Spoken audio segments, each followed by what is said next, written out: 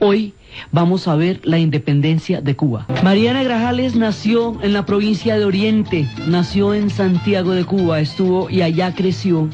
Allí donde nació Mariana, que era una mulata, cuando era niña, al final de la casa, de las cuadras donde ella vivía, había una prisión de esclavos. Ella caminaba y veía en la prisión de esclavos los rostros totalmente desesperanzados de todos aquellos que eran llevados a la prisión por intentar huir, por cimarrones, por buscar la libertad, en una época en que ya la esclavitud había sido abolida en el resto del mundo y en Cuba todavía tenía plena vigencia y era un negocio próspero que sostenía el régimen colonial y hacía que Cuba fuera todavía 40 años después de la independencia del resto de América Latina, una colonia española. Entonces ella es una mulata, va a crecer con un odio terrible por la esclavitud, por el racismo, por la discriminación con los mulatos y con todos los descendientes de los africanos y los africanos, por toda la situación de injusticia que en ese momento se estaba viviendo en Cuba. Y ella se va a casar primero con un hombre. Ella se las ingenió para aprender a leer y a escribir cuando para los mulatos y para los negros estaba vetada la educación. Entonces ella se las ingenia y para ella como mujer, pues imagínese, más grave todavía. Entonces ella va a aprender a leer y a escribir, se va a casar con un hombre de origen venezolano, era frutos con él, va a tener 4 hijos y luego va a enviudar.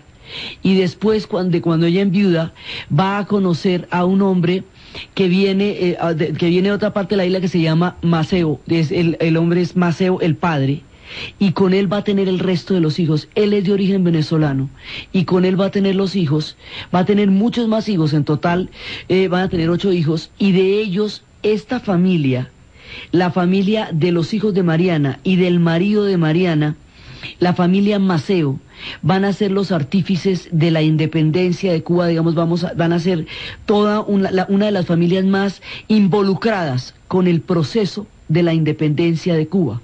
Entonces la independencia de Cuba tiene varias fases, y las fases están a través, digamos, de la historia de la familia Maceo y de la historia de Mariana Grajales, se entreteje con el proceso de independencia de Cuba.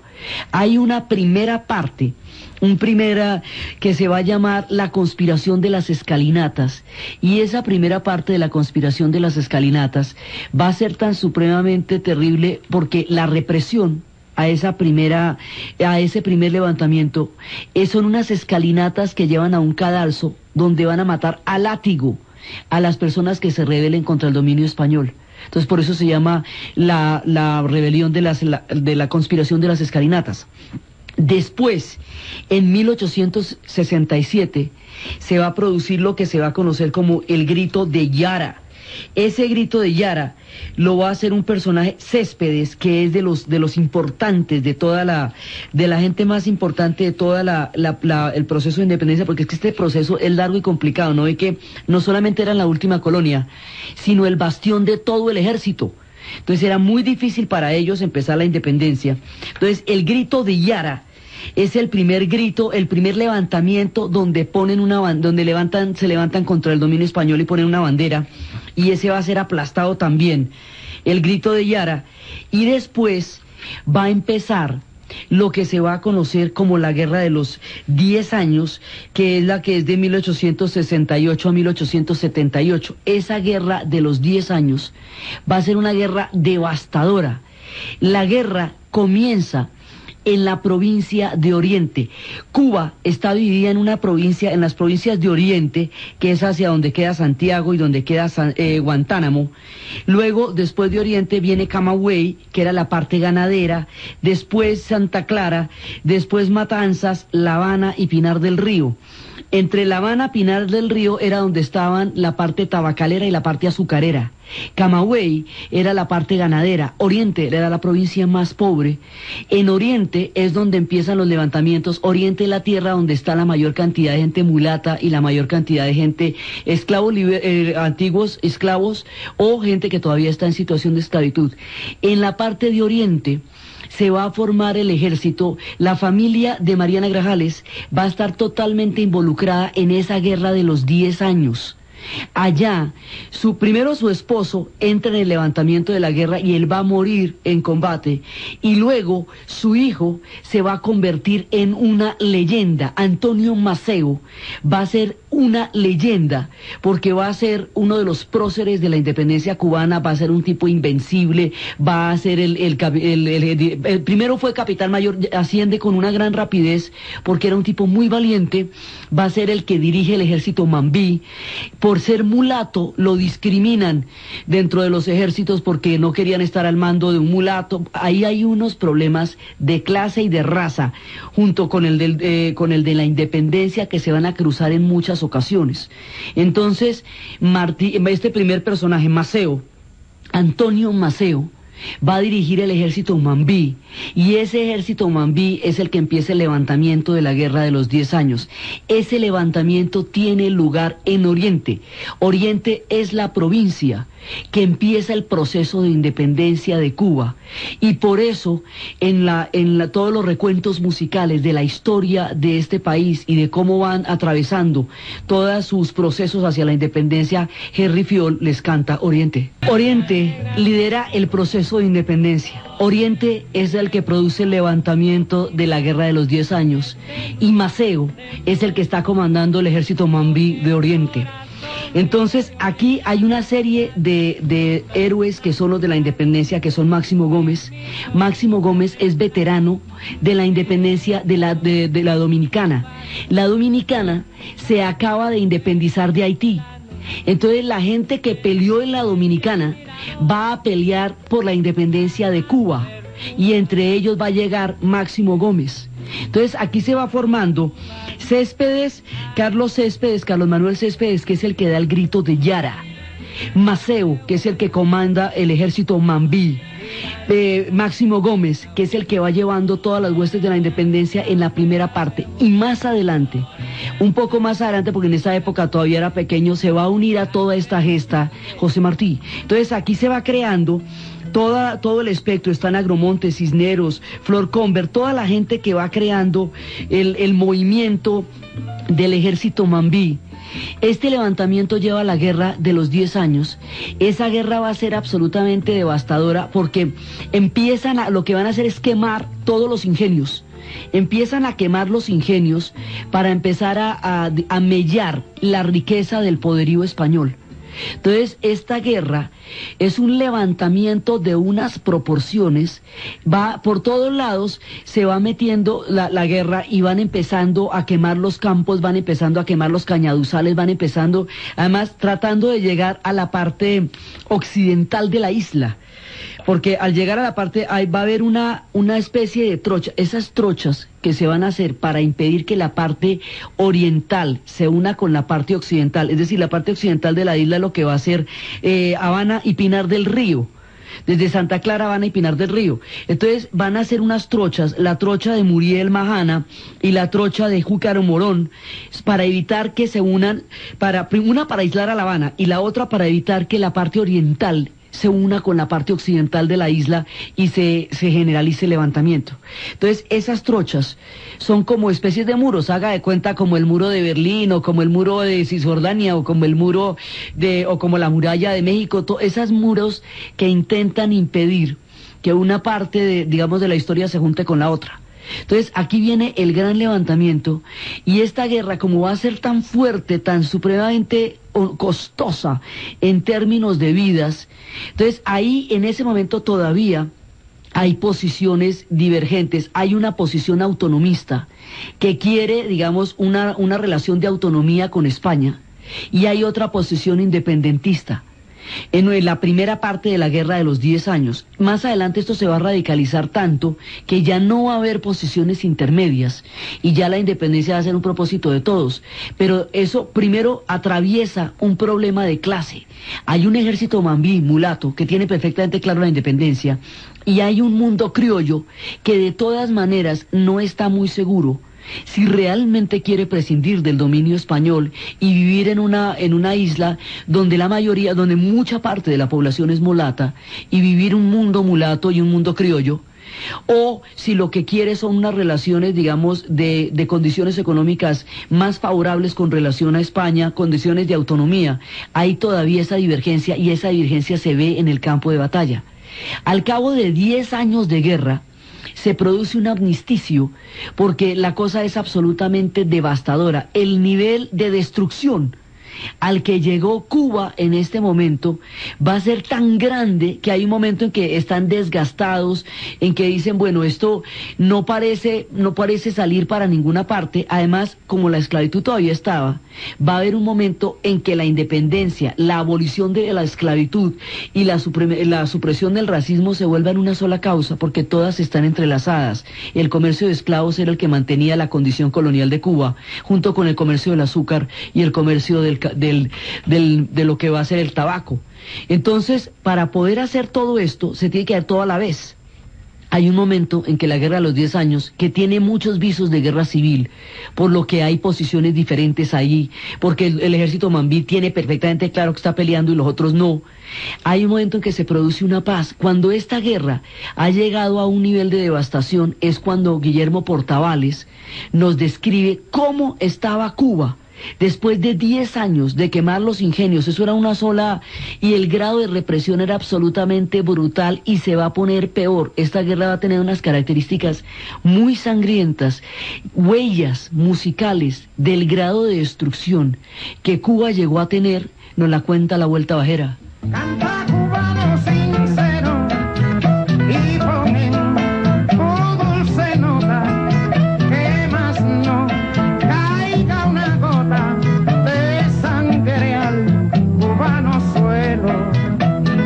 Santa bendición del cielo, que tranquilice esta tierra. Cubano, ya no más guerra, mira que por nuestra chiosa pasa la más dolorosa tristeza que el mundo encierra. Por la llanura habanera, gente madruga cigüeñe, como dulces tomeguines, canta la vuelta bajera.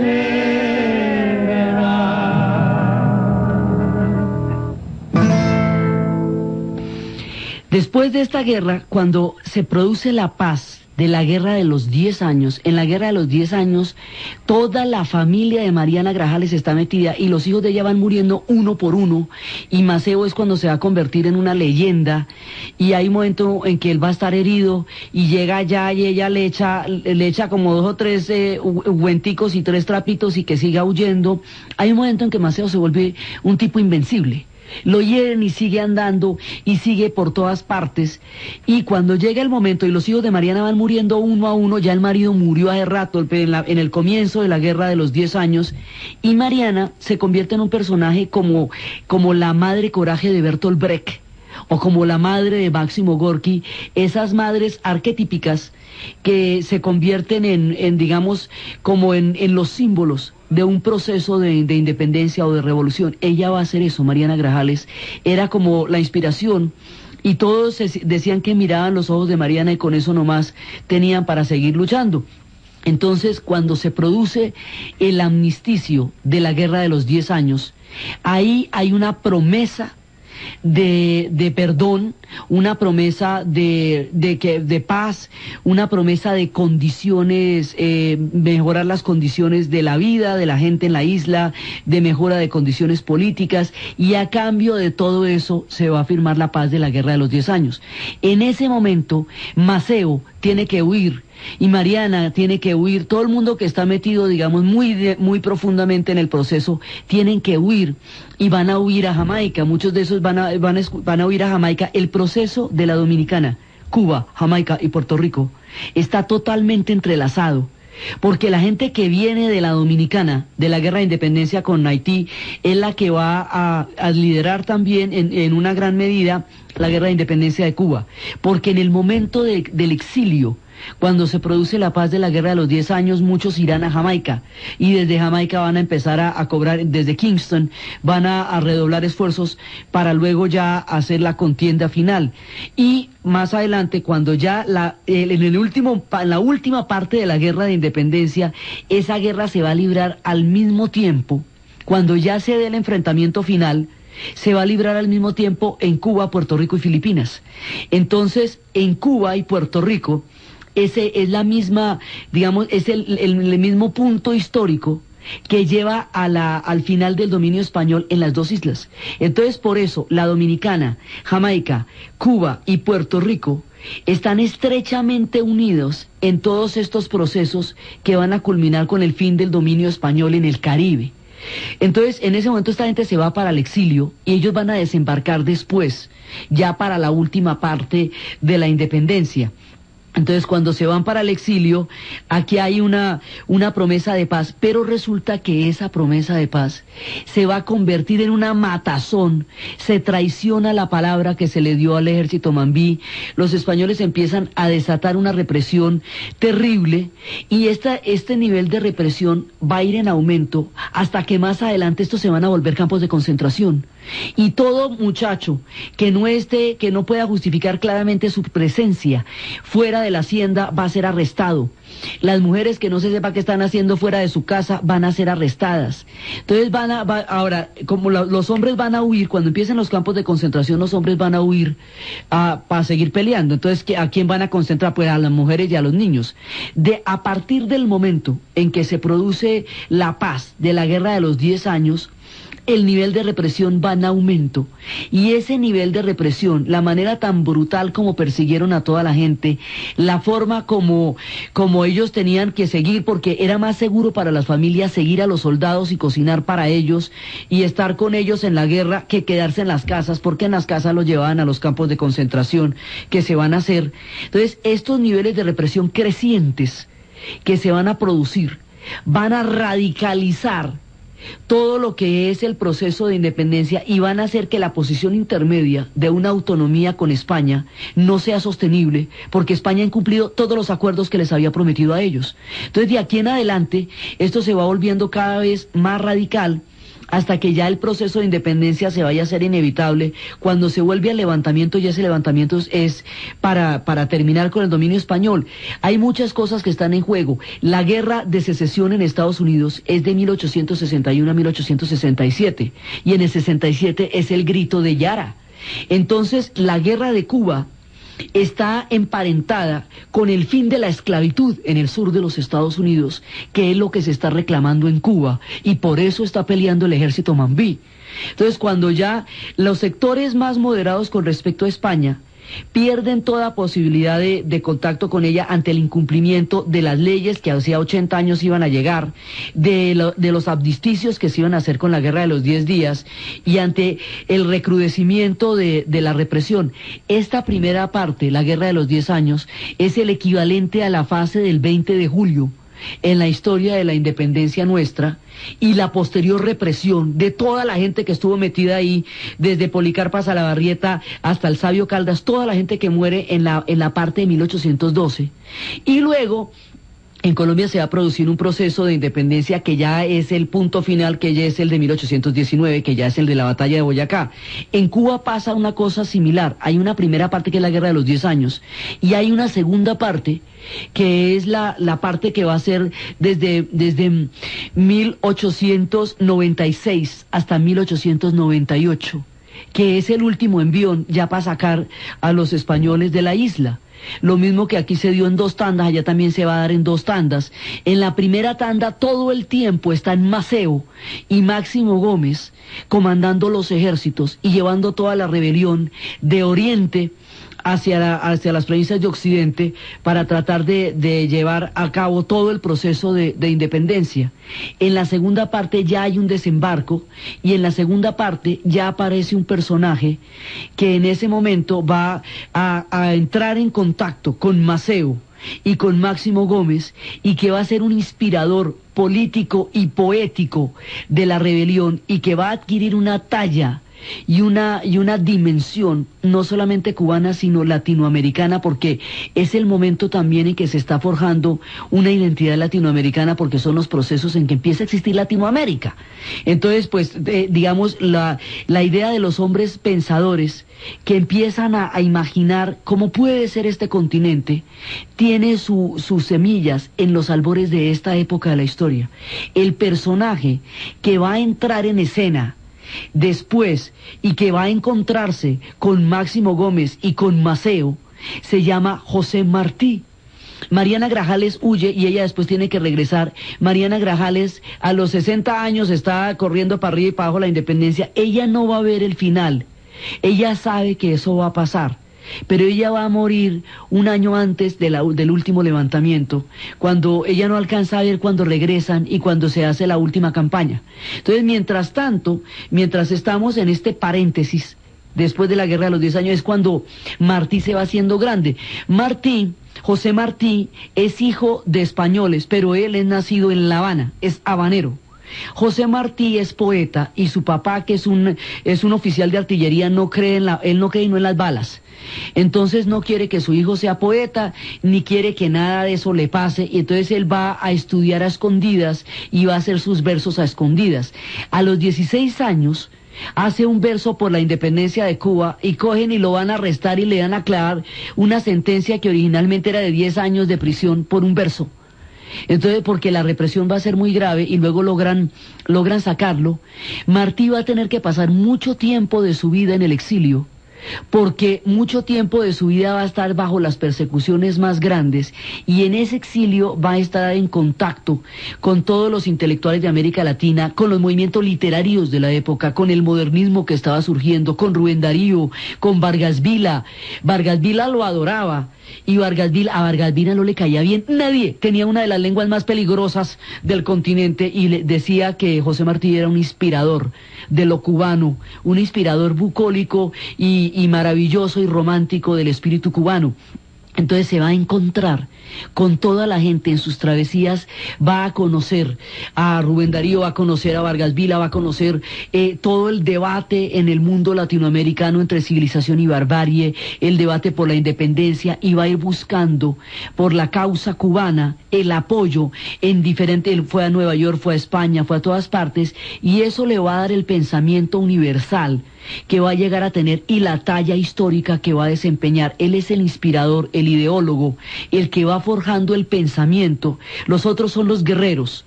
Él es el poeta inspirador.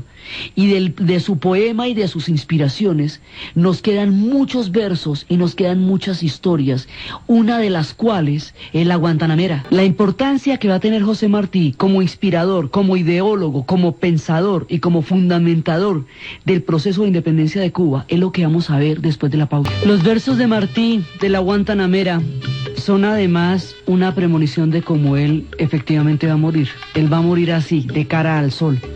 Martí ha estado durante todo el proceso, del final del proceso de la Guerra de los 10 años. Esa Guerra de los 10 años se hizo básicamente sobre las logias masónicas. Son las logias masónicas las que la van a organizar con el ejército mambí. Maceo mismo era un masón. Y ahora viene como la parte de Martí, y la parte de Martí es todo, mejor dicho, el rollo que tienen en la cabeza, el proyecto histórico de lo que puede ser Cuba, es lo que tiene José Martí, porque los otros tenían el proyecto militar de la independencia. Sin ellos no hay independencia, pero sin José Martí no hay proyecto. El proyecto histórico es Martí. Entonces Martí va a desarrollar todo el pensamiento universal a través de su contacto con los escritores de América Latina, del pensamiento que se está gestando en América Latina. Él también va a conocer España y va a conocer un contexto muy amplio de la situación en la que se estaba dando la independencia de Cuba, porque era tan difícil, era el último bastión. Después del costo de más de 200.000 personas murieron en la Guerra de los 10 años. Todo lo que había significado esto le cabe a Martí en la cabeza. Entonces Martí, a través de los versos, Martí es un hombre de las ideas de la Ilustración, es un hombre con el romanticismo, es un hombre que condensa muchos saberes de su tiempo. Al condensar tantos saberes de su tiempo, no solamente tiene una talla cubana, sino tiene una talla de América Latina. Es uno de los forjadores del proceso, aún en formación, de la identidad latinoamericana, es José Martí. José Martí tiene una relación de llavería con su verso. Él y su verso son una sola. Él y su verso son amigos. Él, a través del verso, va a mostrar todo lo que es, y su verso va a ser su mayor testimonio, su confidente, su compañero, va a ser el que comparta su suerte. Él está unido al verso y el verso está unido a Martí, y sin esa poesía no es entendible la talla de este personaje ni la profunda psicología poética que había llevado a este hombre al proyecto, a la guerra, al exilio y a toda la cantidad de avatares, a todos sus amores, a todas sus historias, a la niña de Guatemala, a la que se murió de amor, a todas las historias que tiene Martí. Uno no las puede entender si no entiende la relación de Martí con la patria y la relación de Martí con el verso. Una de las maneras como él nos muestra cómo es su llavería con el verso es aquí donde dice: vierte corazón tu pena. Martí va desarrollando toda una historia con el verso, porque dice que el verso es el que le aguanta todo, es el único que no lo abandona, es el único que siempre está con él, y por eso es que cuando el corazón le aconseja que deje a un lado los versos, el tipo dice: no puede hacer eso, porque él está ligado al verso y se salvan juntos o se caen los dos. Entonces Martí se va a meter a definir la América, se va a meter a tratar de definir qué somos en medio de toda esa cantidad de fuerzas, y por eso es que él va a contarnos una historia también de cómo le parecía a él que era la América, porque está tratando de descifrar entre ese mundo español, entre ese mundo mulato, qué puede ser la América dentro de la formación de los ejércitos. Todo eso lo está pensando él. Entonces hay una parte donde él intenta definir la América. Estas voces que estamos escuchando es una musicalización que hace Pablo Milanés de los versos de José Martí. Nuestra América es como lo llama ahora. Martí aquí nos está mostrando todos los componentes culturales que se debaten en esta Cuba que está intentando nacer como nación. Una Cuba española, una Cuba europea, una Cuba blanca, una Cuba mambí, una Cuba que va a estar metida dentro de todas las fuerzas del mundo africano, del mundo mulato, del mundo campesino, pero que tiene la montera de España y que se siente parte de Europa. Esa indefinición que no es solo cubana, sino americana, es lo que hace que la reflexión de José Martí alcance la perspectiva de la formación de un continente en términos de qué es, qué tiene de cada cual y hacia dónde se dirige.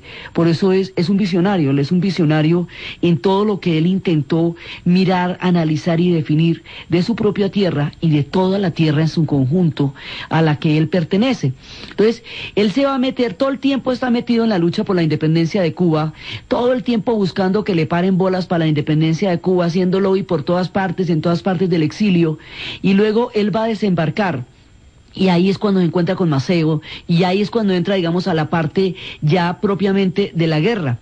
Entonces, la manera como él define lo que va a ser ese grado de represión, porque esta guerra se va poniendo terrible. Después ahí viene el segundo envión, que es el de 1896.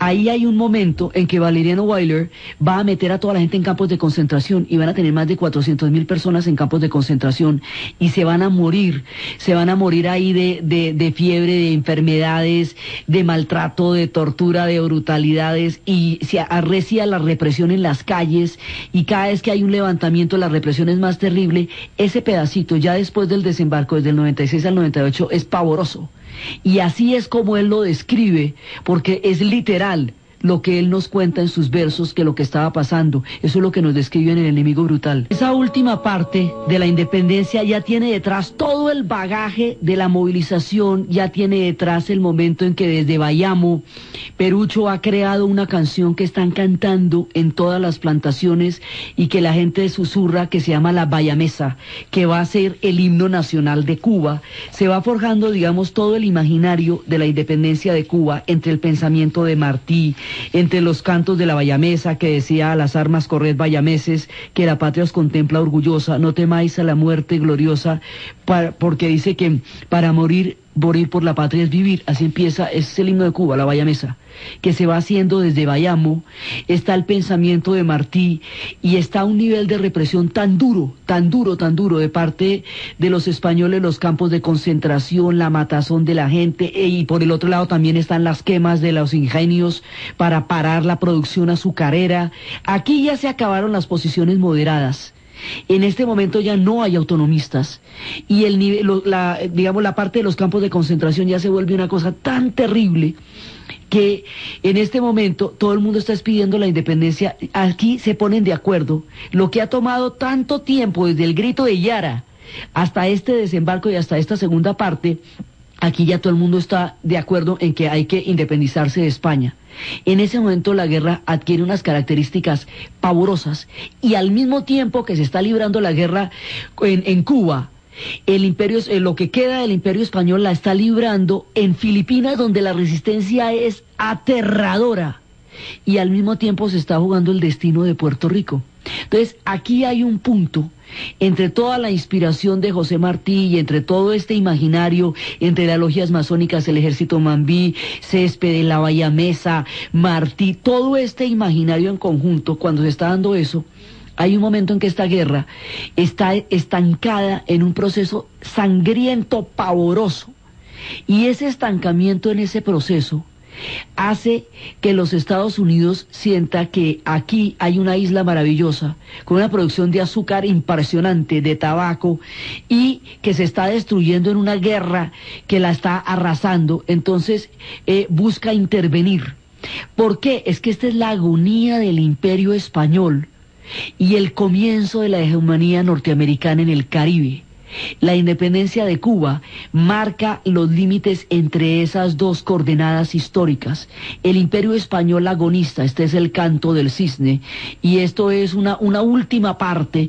Después, cuando pierdan ya finalmente en 1898 las colonias, España va a entrar en un proceso depresivo profundo y va a sacar una generación que es a la que le duele España, que es la generación del 98, porque ya es el último pedazo del imperio. Esto lo van a terminar saldando como cuando quedan los remates de un almacén. Este imperio se va a perder de una manera lastimosa que hace que España se enclaustre de aquí para adelante y entre en un proceso profundo. Entonces resulta que Estados Unidos aquí se empiezan a juntar un montón de cosas. Estamos en la guerra para ya sacar la independencia. Estamos en el momento de mayor represión con los campos de concentración y Estados Unidos empieza a buscar la intervención. Esa intervención la quiere todo el mundo. Esa intervención la quieren los españoles, porque para los españoles finalmente queda menos grave de salir derrotados y abandonar las colonias, porque se enfrentaron a un enemigo poderoso y militarmente muy superior, como es en ese momento los Estados Unidos, que ser derrotados por el ejército Mambí, porque ser derrotados por el ejército Mambí queda muy terrible, ¿eh? En cambio, si los barcos españoles, los barcos norteamericanos, que eran de vapor, acorazados, y los españoles eran de vela, esto era pelea de chalupa con acorazado, pues era una cosa desproporcionada en términos tecnológicos. Entonces, finalmente, para salvar el honor español, les queda menos tenaz haber perdido frente a Estados Unidos que haber perdido frente al ejército Mambí, por un lado. Por otro lado, el nivel de matanza es tan grande que los cubanos también quieren un apoyo, porque es muy dura. Es que como son bastiones españoles grandísimos los que están en ese momento, la concentración de las tropas en Cuba, entonces la desproporción numérica es enorme. Entonces, unos y otros quieren la intervención de los Estados Unidos. Estados Unidos busca una hegemonía en el Caribe y encuentra en esta guerra la posibilidad de obtenerla. McKinley está de presidente y en ese momento Theodore Roosevelt, que más adelante va a ser presidente, se ofrece de voluntario en los Blue Riders para ir a pelear a Cuba. Y allá es cuando se encuentran con la malaria, oyen los artículos de lo que había escrito Carlos Finlay y empiezan las investigaciones para encontrar la cura de la malaria que contábamos cuando estábamos en este periodo, en el contexto que llevaría a Panamá. Todo eso se va a entrelazar, digamos, un montón de cosas entran a jugar a la vez. Entonces van jugando todos estos factores a la vez y por el otro lado, dos periodistas se inventan una guerra. Pulitzer y Hearst se inventan ante la opinión pública norteamericana el invento de inventarse las guerras. Es decir, fabulan lo que está pasando en ese momento para vender periódicos y exageran todo lo que está pasando. Ahí eso ya era el desfallecimiento. Ellos van a exagerar lo que está pasando, van a crear historias para movilizar la opinión pública y vender más periódicos. Van a empezar a mandar periodistas en barcas que lleguen allá, inventándose así los primeros corresponsales. Entonces hablábamos cuando estábamos en la historia de Panamá, cómo ellos tenían una guerra a muerte por el periodismo, y en un principio Pulitzer tenía un caricaturista que tenía una columna que se llamaba, un dibujo que se llamaba El Niño Amarillo, The Yellow Kid. Ese caricaturista fue sonsacado por Hearst para el periódico suyo. El juicio histórico que se les va a hacer a ellos por el manejo de la prensa durante la guerra de independencia de Cuba, por esa caricatura del niño amarillo, va a recibir el nombre de prensa amarilla, amarillismo. El amarillismo tiene ese origen y es en este conflicto. Entonces, en este conflicto se empiezan a mover intereses geopolíticos de un tamaño que es mucho más grande, digamos, aquí se están moviendo cambios de orden histórico en el Caribe. Por un lado, Cuba lleva ya mucho tiempo, porque es que si arrancamos en el 67 con el grito de Yara, y esto ya son 1898, ya eso es mucho tiempo peleando para poder buscar la independencia. España ya no puede más, la entrada de los Estados Unidos sella digamos, la imposibilidad de ganar esto, y Estados Unidos va a entrar en una hegemonía en la zona. Va a entrar a través del apoyo a Cuba, a través de la manera como va a quedar Puerto Rico en relación con los Estados Unidos y a través de lo que va a ser el fin de Filipinas, también del Imperio Español en Filipinas. De una sola sentada se pierden esas tres bastiones, el Imperio Español se acaba, Cuba queda independiente, pero en unas condiciones muy complejas históricamente con respecto a un nuevo orden social en el Caribe. El proceso que esto tiene que ver con Puerto Rico y lo que va a ser de aquí en adelante el proceso de Jamaica para seguir con nuestra historia del Caribe es lo que vamos a ver en el siguiente programa. Entonces, desde los versos de José Martí, desde el heroísmo de Maceo, desde la inspiración de Mariana Grajales y desde la formación del proyecto histórico de Cuba como nación, en la narración de Ana Uribe, en la producción Jessy Rodríguez, y para ustedes feliz domingo. Yo soy un hombre sincero, de donde crece la palma, y antes de morirme quiero echar mis versos del alma.